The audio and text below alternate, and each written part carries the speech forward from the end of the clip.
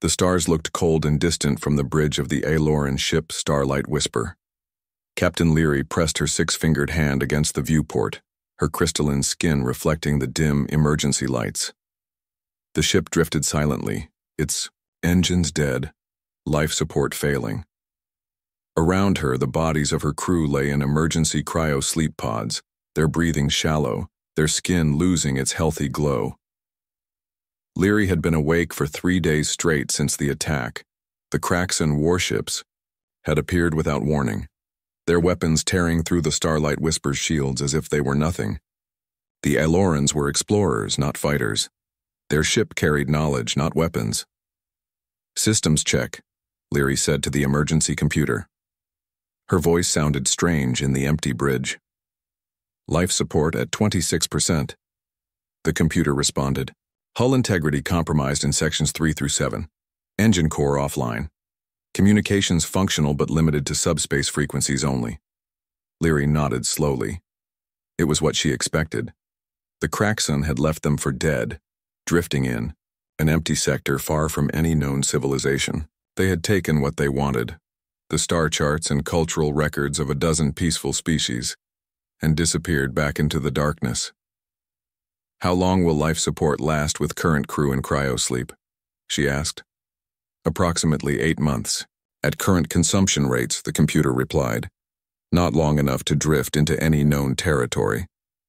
Not nearly long enough for rescue by her own people, who didn't even know where the Starlight Whisper had gone after departing the last outpost." Leary moved to the communication station, her legs unsteady after days without rest. There was one option left, though it felt like shouting into the void. She would send out a distress call on all frequencies, then join her crew in cryosleep. Perhaps, by some miracle, someone would hear them. "Computer, prepare a repeating distress signal with our coordinates and status," she ordered. "Broadcast on all available frequencies continuously until power reserves reach 5%. "Signal ready," the computer confirmed after a moment. "Message content?" Leary thought for a moment, then spoke clearly. "This is Captain Leary of the Aloran vessel Starlight Whisper. We have been attacked and left without power. 28 crew members in critical cryosleep. Our life support will fail in approximately 8 months. If anyone receives this message, please help us." She paused, then added, "We come in peace. We are scholars and explorers. Please help us." Message recorded. "Broadcasting now." "The computer," said Leary, watched as the signal strength indicator pulsed weakly on the screen. The message would travel outward in all directions, growing fainter with distance. The chances of anyone hearing it, let alone responding, were almost non-existent. But almost was not the same as completely. "Computer, prepare cryosleep pod for..." "Captain," she said finally. "Set wake cycle for 1 day every 30 days to check ship status." "Cryosleep pod ready," the computer confirmed. "Warning. Repeated cryosleep cycles may cause neural damage over extended periods." "Noted," Leary said flatly. It hardly mattered now. She walked slowly through the dark corridors of her ship, past the cryosleep chambers where her crew rested in their fragile state between life and death. Her people, her responsibility. She had been their captain for 15 years, and now she might be the one to lead them to their end. As she settled into her cryosleep pod, Leary watched the ceiling above, her thinking of the signal traveling outward, growing weaker with every passing second. Then the cryosleep drugs entered her system and darkness took her. The signal traveled. Days passed, then weeks. It crossed empty sectors, passed through dust clouds, bounced off asteroid fields. It grew weaker, just as Leary had known it would. But it traveled on. "Captain Blackwell, you should see this." Susan Blackwell looked up from her datapad.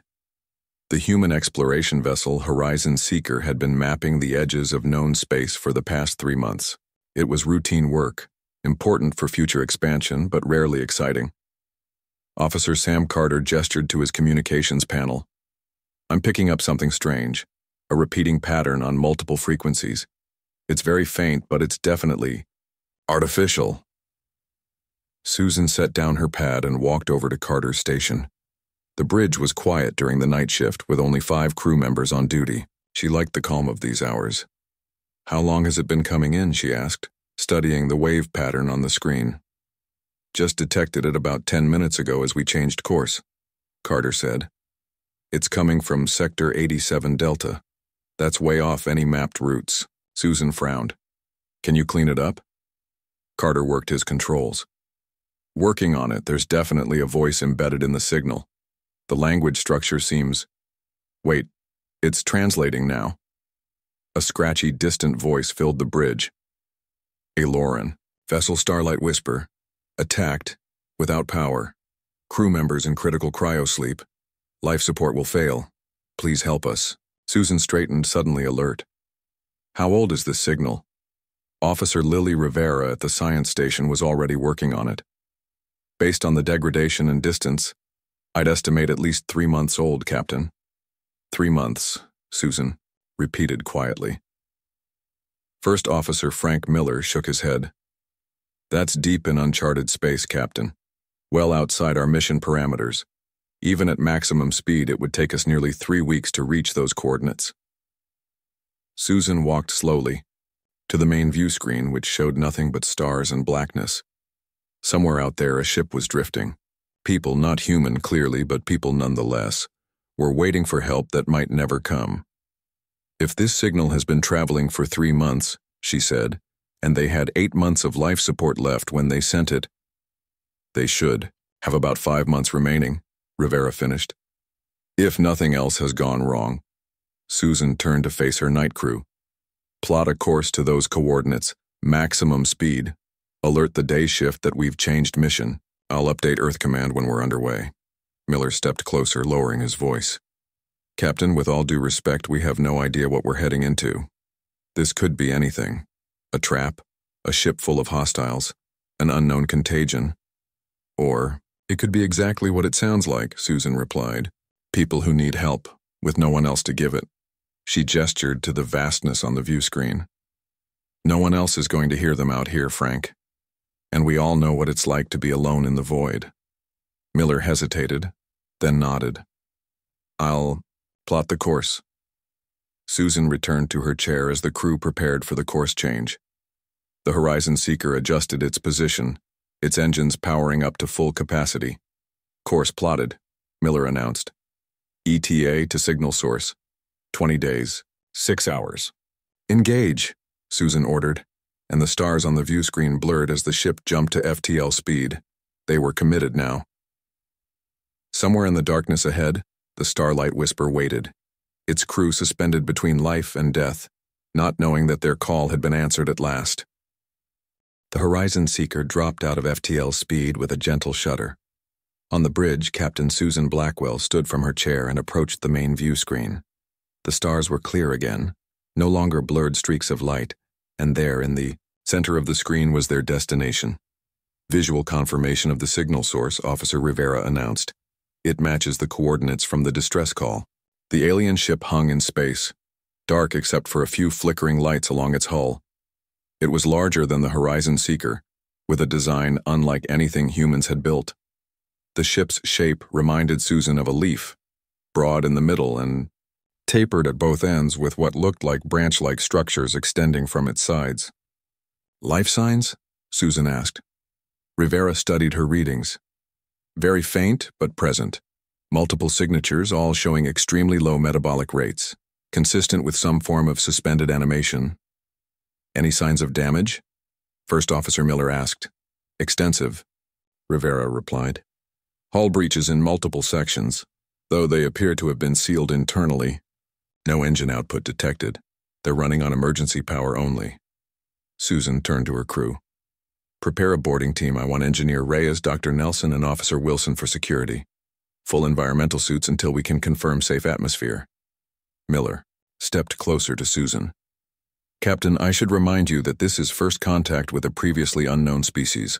Protocol says we help those in need, Susan interrupted. We can worry about formal diplomatic procedures after.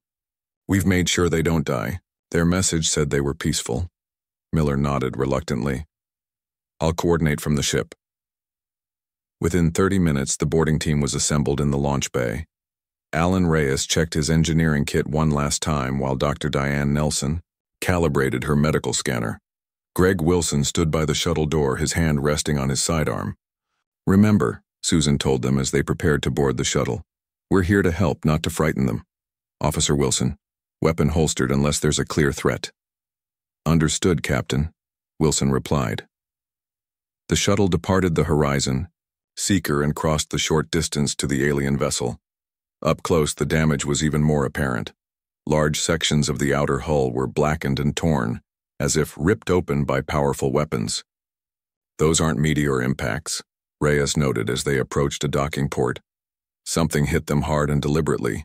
The shuttle locked onto what appeared to be an entry point. After several minutes of work, Reyes managed to interface with the alien systems and open the outer door. "We're in," he reported back to the horizon seeker. "Atmosphere is thin but breathable. Temperature is much lower than human comfort levels, about 40 degrees Fahrenheit. Keep your suits on for now," Susan's voice came through their comms, "and stay in constant contact." The boarding team entered the alien ship. The corridors were wide and tall, with smooth, flowing lines that gave the interior an almost organic feel. Emergency lights cast a soft blue glow along the walls. "This way," Dr. Nelson said, following readings on her scanner. "I'm detecting the life signs in a large chamber about 50 meters ahead." They moved carefully through the silent ship. Wilson led the way with Nelson and Reyes close behind. The only sounds were their own breathing and the soft hum of the ship's failing systems. The chamber they found was large and circular. Inside were dozens of transparent pods arranged in concentric rings. Each pod contained a figure, tall and slender with skin that seemed to shimmer even in the dim light. "My God," Nelson whispered. "Actual aliens." Reyes approached one of the pods and studied what appeared to be a control panel. "These look like cryo-sleep chambers, advanced design." Nelson scanned the nearest pod. "Their physiology is remarkable, silicon-based rather than carbon. Their skin appears to be partially crystalline, and they're alive but barely. The cryo-sleep systems are failing." "Can you wake them?" Wilson asked. "I need to study their systems first," Nelson replied. "Bringing them out of suspended animation incorrectly could kill them." While Nelson worked, Reyes examined the ship's systems through a control panel near the chamber entrance. "This ship has taken a beating. Life support is running on emergency power only. They've got maybe 2 months left, not the 5 we estimated." "Captain," Nelson spoke into her comm, "I believe I've figured out their cryo-sleep system. There appears to be one pod that's on a different cycle than the others. It's showing signs of periodic reactivation." "The captain?" Susan's voice came back. "The message said the captain would wake periodically to check ship status." "That's my guess," Nelson agreed. "I think I can safely revive this one individual. Should I proceed?" There was a brief pause before Susan answered. "Do it." Nelson worked carefully with the alien controls, and soon the pod began to glow more brightly. The figure inside stirred slightly. "Stand back," Nelson told the others. "Let's not overwhelm them." The pod opened with a soft hiss. The alien inside, Captain Leary, opened her eyes slowly. They were large and had no pupils, just a deep purple color that seemed to shift and change as she looked around. Leary sat up suddenly when she saw the 3 humans, raising a 6-fingered hand in what might have been alarm or defense. "It's okay," Nelson said softly, though she knew the alien couldn't understand her. "We're here to help." Leary spoke, her voice musical and strange to human ears. Of course, the boarding team couldn't understand her words, but her tone and gestures suggested confusion and fear. Nelson activated her universal translator, a device designed to analyze language patterns and build translation matrices. It would take time to work fully, but it might help establish basic communication. "We received your distress call," Nelson said clearly, pointing to herself and her companions, then making a gesture meant to represent a ship. "We came to help. You." Leary watched them with those shifting purple eyes. She spoke again, and this time the translator caught a few words. "Who? You. How? We're humans. Nelson replied, tapping her chest. From Earth. We heard your message and came to help. Understanding seemed to dawn in the alien captain's eyes. She looked at the three humans, then at the pods containing her crew. She spoke, again, and more words came through the translator. My crew, dying. Help them. Nelson nodded. We will, I promise. Leary's crystalline skin shimmered with what might have been emotion. She spoke again, and though the translator couldn't catch all her words, her meaning was clear enough from her gestures as she pointed to the humans, then to the stars beyond the ship. She was asking how they had found her, so far from anywhere, when no one should have heard their call. Wilson stepped forward and simply pointed to his ear, then outward toward space, and finally to his heart. The message was clear enough. We heard you. We came. For the first time, Leary's face formed what might have been a smile. Over the next few days, the crews of both ships worked together. Captain Susan Blackwell had brought the Horizon Seeker alongside the Aloran vessel, and teams moved back and forth between the ships. Dr. Nelson and her medical team helped revive the most critical Aloran crew members, while Engineer Reyes and his team worked to restore basic systems on the damaged ship. The translator improved with each passing hour. Soon Captain Leary and Captain Blackwell could speak almost normally, though some concepts still required gestures or drawings to explain. They sat in what the Alorans called the gathering chamber, a room with curved walls and seats that grew directly from the floor. The material felt like smooth stone but was warm to the touch. Your people have saved us, Leary said. Her voice was clear now through the translator. We had given up hope. Susan smiled. Anyone would have done the same. No, Leary said firmly. Many would not. In our travels, we have encountered species who would sooner destroy a helpless ship than aid it. Her crystalline skin darkened slightly. Like the ones who attacked us. The Kraxan, Susan said. Leary had told them about the attack. Why did they target your ship? We are knowledge gatherers, Leary explained. For thousands of years, Alorans have traveled throughout this sector of the galaxy, learning from other civilizations and sharing what we know. The Kraxan believe knowledge should be controlled, not shared. She gestured to the walls around them. This ship carries the histories, sciences, and arts of dozens of worlds. That's why they attacked you? For information? Susan asked, frowning. For control of information, Leary corrected. They took copies of our databases. What they cannot use, they will destroy. What they can use, they will keep for themselves alone. She looked directly at Susan. They do not know of humans yet, but they will learn from what they stole from us. Susan thought about this. How dangerous are they? Very. They control 12 star systems and are always looking to expand. They see other species as either useful or in the way. Leary's eyes shifted color, a sign Susan had learned meant concern. And they do not leave survivors. It is only a matter of time before they realize we are not dead and come to finish their work. The ship's communication system chimed. Captain, Frank Miller's voice came through. We're receiving a transmission from Earth Command. They want an update on our first contact situation. I'll be right there, Susan replied. She turned back to Leary. I need to speak with my superiors. After that, we should talk about our next steps. Back on the Horizon Seeker, Susan briefed Earth Command. The faces of 3 admirals looked back at her from the screen, their expressions a mixture of excitement and concern. Actual aliens, Admiral Kelly said, shaking his head in wonder. And they're friendly. They're peaceful explorers, Susan confirmed, but they've made some dangerous enemies. The Kraxan sound like a serious threat, especially if they decide to expand toward human space. Can the Aloran ship be repaired? Admiral Pierce asked. Susan sighed. Reyes says the main engines are beyond repair with our current resources. The best we can manage is partial power for life support and short FTL jumps. Not enough to get them home. Then bring them back to Earth, Admiral Kelly decided. We'll help them repair their ship and learn what we can about these Kraxan. There's a complication, Susan said. Captain Leary believes the Kraxan will come back to finish what they started. If we wait too long, we might have a fight on our hands. The admirals exchanged looks. The Horizon Seeker isn't a warship, Admiral Pierce reminded her. Your priority is to extract the Alorans and return to Earth space immediately. Understood, Susan replied, though she didn't like the idea of running.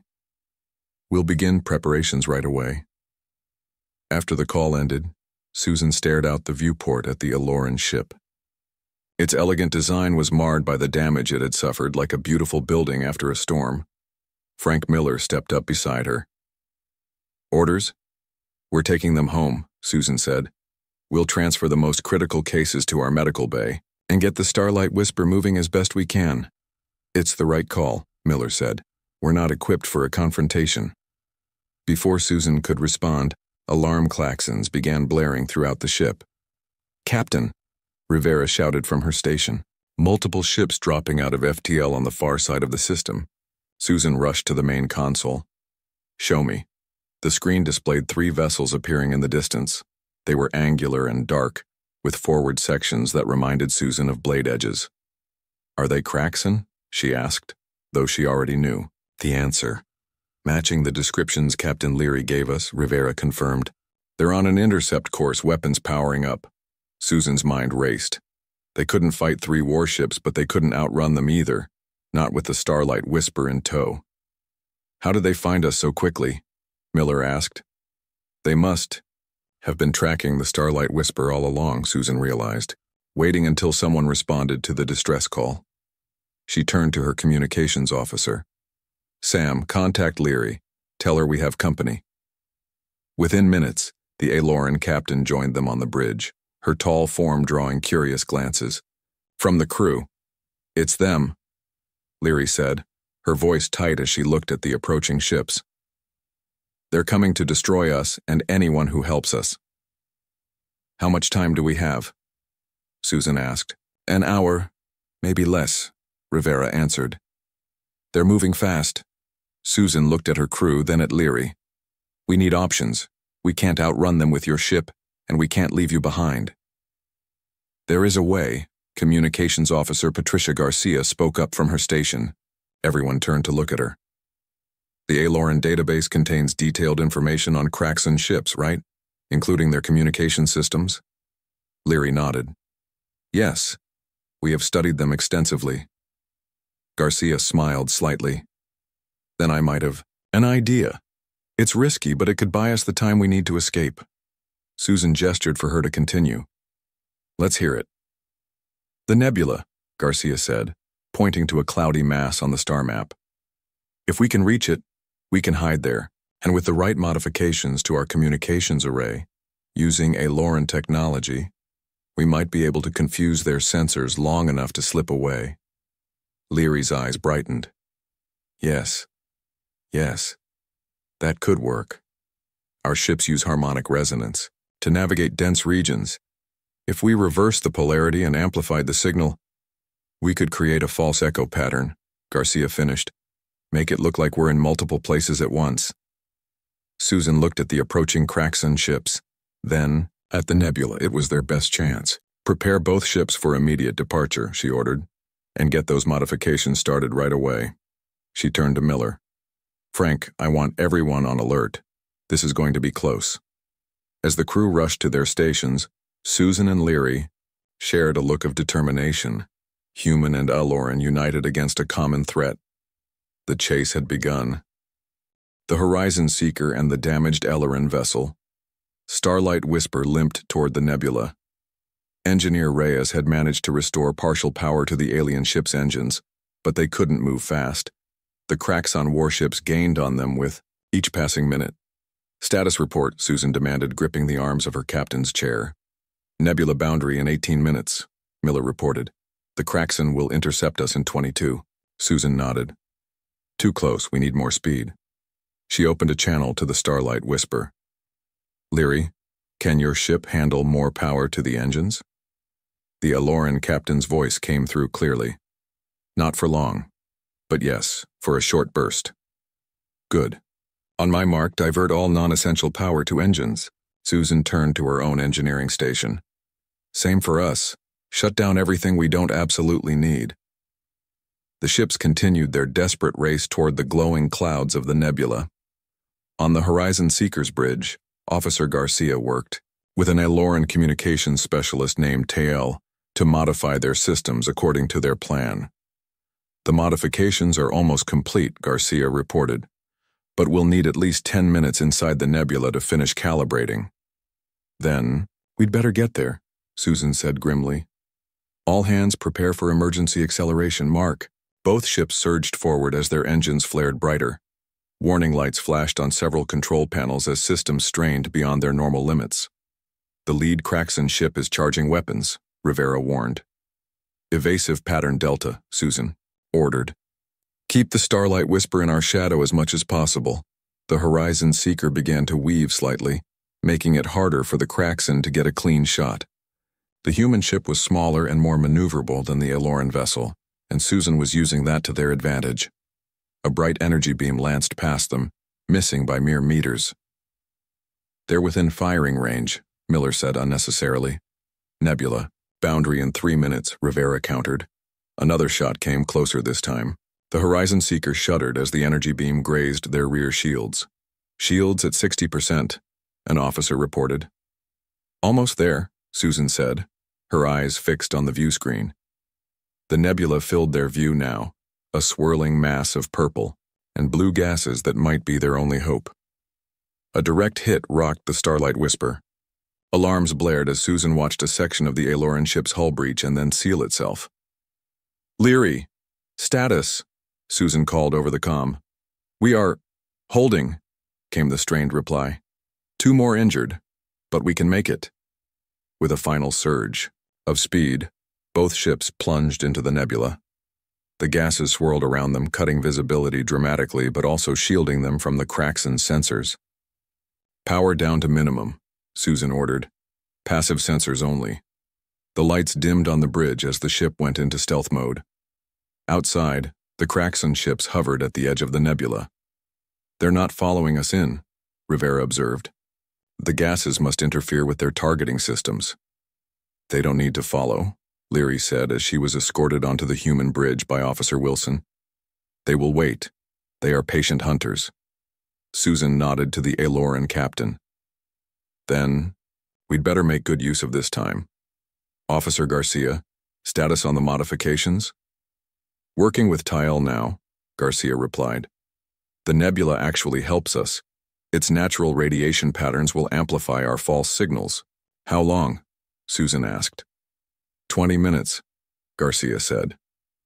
Maybe 15 if we're lucky. Susan studied the tactical display. The 3 Kraxan ships had spread out, covering different exit vectors from the nebula. They were indeed patient hunters, content to wait for their prey to emerge. While we wait, Leary said, there is something you should know. Her crystalline skin shifted color slightly, a sign of deep emotion.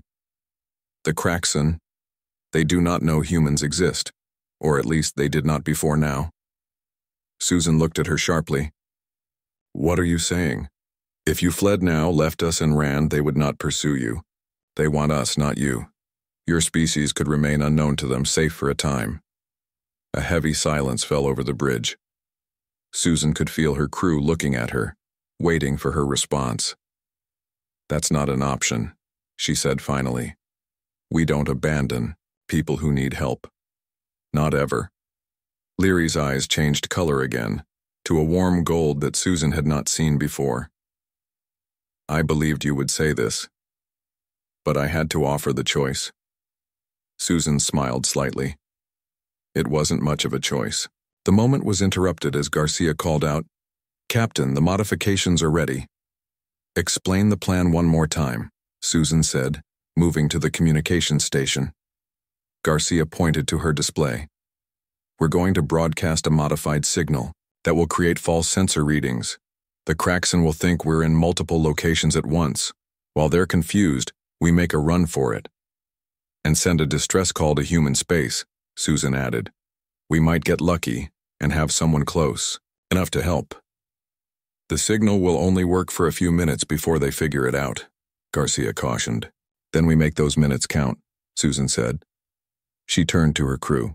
Prepare for full power to engines on my mark. Plot a course that takes us past the smallest cracks in ship. They'll be the least threat.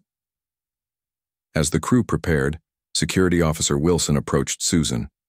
Captain, I have an idea that might buy us more time. Susan raised an eyebrow. I'm listening. The Starlight Whisper has several research probes in its launch bay, Wilson explained. If we modify them with the same signal technology and launch them in different directions, it could add to the confusion. Susan looked at Leary, who nodded. It could work. The probes are small but powerful. Do it, Susan ordered. You have 10 minutes. Wilson and a team of engineers rushed to the Aileron ship. While they worked, Susan gathered her senior officers. This is going to be close, she told them honestly. The Kraxen outgun us significantly. Our only advantage is surprise and speed. She looked at each of them in turn. No matter what happens, I want you to know I'm proud of all of you. The minutes ticked by tensely. Finally, Wilson reported that the probes were ready. All hands to battle stations, Susan ordered. Protect the Starlight Whisper at all costs. She shared a look with Leary, who stood tall beside her. Begin transmission, Susan commanded, and launch the probes. The plan was in motion. Now they would see if humans could outsmart the Kraxen. The nebula glowed around them, its swirling gases casting strange shadows across the ships. On the bridge of the Horizon Seeker, Susan watched as the modified signal began broadcasting. At the same time, 6 small probes shot out from the starlight, whisper in different directions. Signal active, Garcia reported. Launching distress call now. The distress call would take hours to reach the nearest human outpost, but it was their best hope for reinforcement if they managed to escape the immediate threat. The Kraxen are responding, Rivera said, studying her sensor readings. Their formation is breaking up. On the tactical display, the 3 Kraxen ships began to move in different directions, each pursuing what they thought was the fleeing prey. Now, Susan ordered, full power to engines. Both ships surged forward, emerging from the nebula on a course that would take them past the smallest Kraxen vessel. For a few precious moments, the enemy seemed confused, their sensors showing multiple targets where there should have been only 2. It's working, Miller exclaimed. They don't know which signals are real. Don't celebrate yet, Susan cautioned. They'll figure it out soon enough. The Horizon Seeker and the Starlight Whisper accelerated away from the nebula, pushing their engines to maximum. The smallest Kraxen ship turned to pursue, but it was still out of position. The other Kraxen ships are changing course, Rivera warned. They're starting to ignore the false signals. Susan had expected this. How long until they can intercept us? At current speeds, 3 minutes, maybe 4. Not enough time to escape, but they had to try. Susan opened a channel to the Aileron ship. Leary, status? Engines at maximum, the Aileron captain replied. But we cannot maintain this speed for long. Before Susan could respond, Rivera called out, Captain, multiple FTL signatures detected ahead of us. Susan felt her heart sink. More Kraxen ships? They couldn't fight their way through an entire fleet. Identification? She demanded. Rivera worked her console frantically, then looked up with wide eyes. Human signatures, Captain. They're ours. The view screen showed several ships dropping. Out of FTL ahead of them, Susan recognized the shapes immediately. Mining vessels, research ships, and even a few outdated military cruisers. This is Captain Jack Harris of the Northern Star, a new voice came over the comm. Heard you folks could use some help. Susan almost laughed with relief. Captain Harris, your timing is perfect. We have 3 Kraxen warships in pursuit, and a damaged Aileron vessel under our protection. Aileron? Never heard of them, Harris replied. But if they're friends of yours, they're friends of ours. We picked up your distress call and gathered. Everyone in the sector. There's 8 of us total. The human ships formed a protective screen between the fleeing vessels and the oncoming Kraxen. None of them were purpose-built warships, but together they presented a formidable barrier. The Kraxen ships slowed their approach, clearly surprised by the unexpected resistance. They're hailing us, Garcia reported. Put them through. Susan ordered. A harsh voice filled the bridge, speaking through what must be their own translation system. This is Commander Vex of the Kraxan Imperium. You harbor fugitives. Surrender them immediately or face destruction. Susan stood tall. This is Captain Susan Blackwell of the Earth vessel Horizon Seeker. The Alorans are under our protection. Any attack against them will be considered an attack against humanity. There was a pause before the Kraxan commander responded. You risk war with the Kraxan Imperium for these information thieves? Unwise. We do not yet know your species' strengths or weaknesses, but we will learn. Step aside. We won't do that, Susan replied firmly. The Alorans share knowledge freely. Perhaps you should try it sometime. She gestured to Garcia to cut the transmission. All ships prepare for possible engagement, defensive formation. The human vessels adjusted their positions. They were outnumbered by the Kraxan in terms of firepower, but they had position and the element of surprise on their side. Long moments passed as the Kraxan ships held their position, seemingly evaluating their options. Finally, without another word, they turned and retreated, jumping to FTL speed and disappearing from the sensors. A cheer went up on the bridge of the Horizon Seeker. They ran, Miller exclaimed. For now, Susan cautioned. They'll be back and with more ships next time. They're just gathering information about us first. Captain Harris's voice came over the comm again. So, care to explain what's going on and who your new friends are? It's a long story, Susan replied. But I think we should all head back to Earth space before we tell it. The Kraxan won't stay away forever. The impromptu fleet of human ships surrounded the Starlight Whisper protectively as they set course for Earth. In the following days, as they traveled together, the human captains and crews took turns visiting the Aloran vessel, marveling at the strange beauty of the ship and its occupants. On the 5th day of their journey, Leary requested to speak with Susan privately. They met in the observation lounge of the Horizon Seeker, watching the stars streak by outside. I have been studying your people, Leary said, through your databases and by speaking with your crew. And what have you learned? Susan asked. That humans are remarkable, Leary replied. You answered our call when no one else would. You risked your lives for strangers, and when more help was needed, others of your kind came without hesitation. Susan smiled slightly. Anyone would have done the same. No, Leary said, just as she had days earlier. Many would not. I have seen many civilizations in my time as an Aloran captain. Some are kind, some are cruel. Some are simply indifferent. But I have never seen a species so quick to help others, even at great risk to themselves. She turned to look directly at Susan, her crystalline skin catching the starlight. The Kraxan will return. They will come to your worlds eventually. But I believe they will find humanity a very different challenge than they expect. Susan nodded. We can be stubborn that way. The void is a dark and empty place, Leary said softly. But it seems a little less empty now.